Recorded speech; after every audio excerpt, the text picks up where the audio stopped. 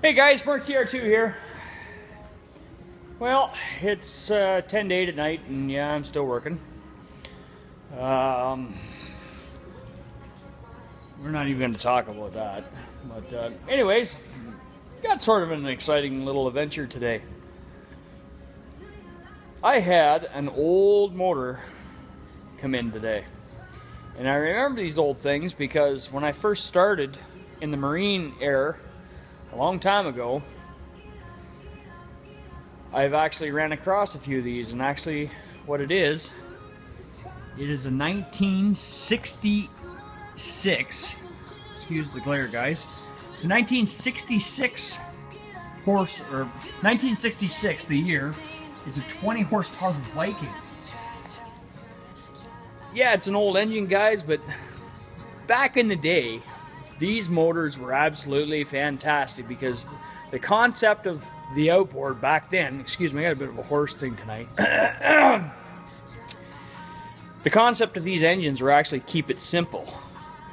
And it had breaker points, it had a couple coils and spark plugs with a fuel pump and a carburetor, and they ran on practically nothing. But this one here is in not too bad a shape. The only thing that concerns me, and I've already done a compression test on it, customer brought it in and said it really wouldn't run worth the crap. Well, that was one of the reasons, because it was so caked with shit on the inside, was really wondering how it ran at all. But we did a compression test on it, and when I looked at it, this was the first thing right here that concerned me. You see how you got nice and brown, and you got discoloration right here. Sorry guys, I got a hell of a glare here. These new lights that I got are bad for that. It's discoloration, so eventually at one point in time this thing got hot. And if you're ever buying an outboard, a used outboard, that's the first thing you're going to look for. Pull the engine cover off and have a look at the head. You can always tell an engine that's had a heat up problem where the impeller has burned out of it and it's got so hot. And be aware, because once these engines start getting really, really hot, they start coming apart on the inside, starting with your rings and your pistons. So when you're buying an outboard, guys, look for this discoloration. Bubbling in the paint, turning black. I think somebody did something with this engine because the head gasket's been changed once, so I'm guessing that they've either rebuilt it, but this thing is in really good shape. And I did a compression test on this thing today, and it's still 120 psi per cylinder. And I got a little light and I looked on the cylinders, and it looks really, really good in there. But yeah, 1966. Simplest motor you could ever get in the shop to work on. Change the gear oil, change the spark plugs, check the points, clean the carburetor, put her in the test tank, fire her up, set the carburetor, out the door she goes. You could fix these things in the water if you had the right tools. That's how simple they were. Yeah, nowadays it's fix it with a computer. And that's coming too. I got a new scan tool coming for these things. Oh well. What do? You gotta keep up, you gotta keep buying stuff. But that's alright. My Yamaha one's pretty much outdated, so I gotta update this one this year. So Sierra actually has a new scan tool that they just brought out, new touchscreen, new technology, so I'm going to buy one of them this year, later on, once things get rolling. But, yeah, so that's the story on that little girl. Good little motor. I was really, really surprised, and it's just all kinds of compression. Update on the LX172. As you guys probably noticed, the motor I had apart the other day, well, scrap bucket. And she just went to scrap tonight. I've just been in contact with a guy that actually has an LX 188 with the 17 horsepower in it, with the transmission shook in it. And it's the same chassis, same everything, either in the exhaust is a little different in the front, but it's not a big issue. Just take a hole saw and cut. You can see where the hole has to be for the exhaust. With some of the models, he just never cut them, but easy to be fabricated. So we're gonna go down that road. I'm hoping to have an engine here by the end of the week, the 17 horsepower twin. That'll make that thing jump. But yes, the shop is starting to fill up. that's a going concern. I'll talk about that sometime this week. I'm just still waiting for my machine guy to come down and have a look at it. I'm thinking new motor, boys. The ring landing on the top of those cylinders are just... a friend of mine was here tonight, and actually Darcy, my other mechanic that works for me, and he took a look at it. And he's got a lot more experience than what I do. He's been doing this for almost 48 years. And his first comment was, "Lord, Thunder, and Jesus, how did this thing run?" Well, not very well, to be honest with you. But, yep, new little scab in the shop today. A couple brothers bought this boat together. It's a little Gru. Has a little 120 IO Merc in it. She's not running too well. And there's a reason for that, guys. Boats and fuel is a big, big thing. Layman's terms, if you put regular fuel in your boat because of ethanol, you're going to have some serious issues. You're going to go 5 seconds and then she's going to quit. Because these things were not designed to burn on ethanol. And let me tell you why. Okay? 2 things. Ethanol. Alcohol. Outside air. What does alcohol do? Draws moisture. Remember, on your boat, guys, when you're filling up your gas, okay, this is not like a car where it's a closed pressurized system. This right here is the vent for your gas tank in your boat. Okay, so on a hot humid day, that ethanol fuel is going to draw moisture right through that tube, right down into your fuel tank. And where does water go?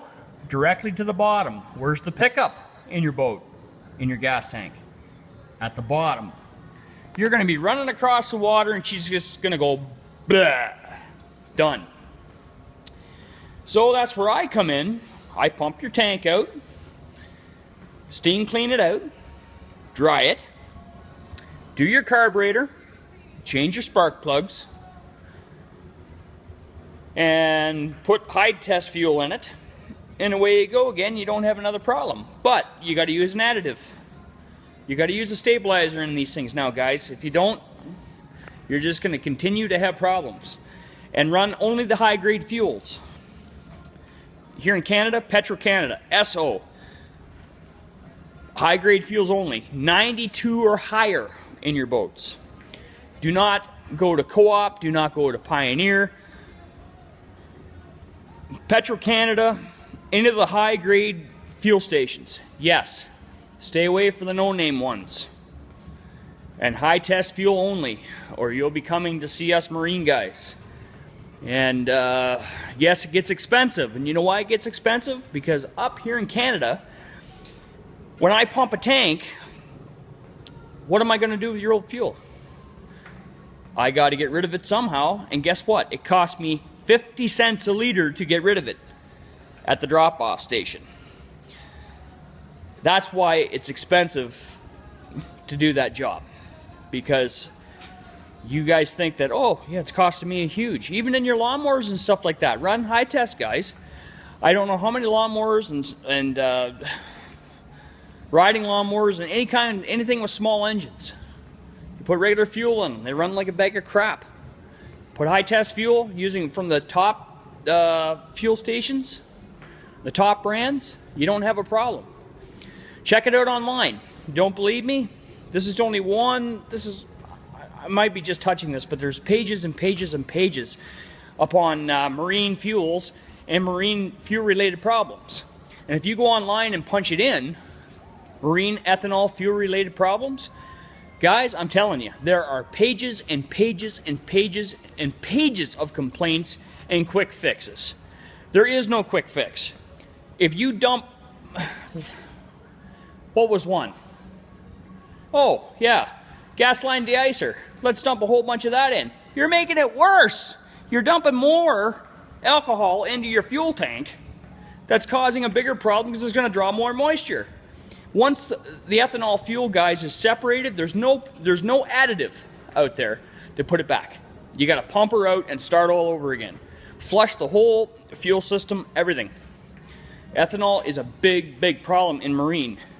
And some of the older Mercuries, like the old 50, 65 horsepowers back in 1968 up to 1978, they won't even run on the shit. It's a huge problem. So guys, if you're boating, use the high-grade fuels. You'll save yourself a lot of headache and save me a headache. It's not saying that I don't want to do it, but it's a pain in the ass, because in the end, your pocketbooks are less, and me having to run around getting rid of this shit is costly. And a lot of people just say, oh, just put it in fuel tanks. I can't do that, guys. I can't do that. I have to do it the good old government way. They want me to have containment units, and I have to call Breslau to come in and take it away. I just can't transport this stuff. I can't even transport oil anymore. It all has to be contained. It all has to be professionally picked up, contained, and taken away. The days of let's go start a big fire are all over. Because our ministry up here now, guys, I'm telling you, it's unreal. They're in here checking. I had to go get, like here, see these tanks right here, the blue ones on the bottom? For some odd reason, I had to buy them last year for the ministry up here in Canada, because they are actually oil containment and I can't even transport them. As soon as they get full, I have to call them. They will come and pick it up, give me 6 new ones. I fill them up, same idea. It's big business for them. They're making money and I'm losing it. So, like I said, guys, take the time, even your lawnmower, stuff like that, top grade fuels, 92 or higher octane. Do not run ethanol, period. Do not run regular fuels or you're going to have a problem. You guys are going to be coming to see me. So anyways, guys, just touch base on that. And we'll talk to you again. If you like this video, please comment, rate, and subscribe.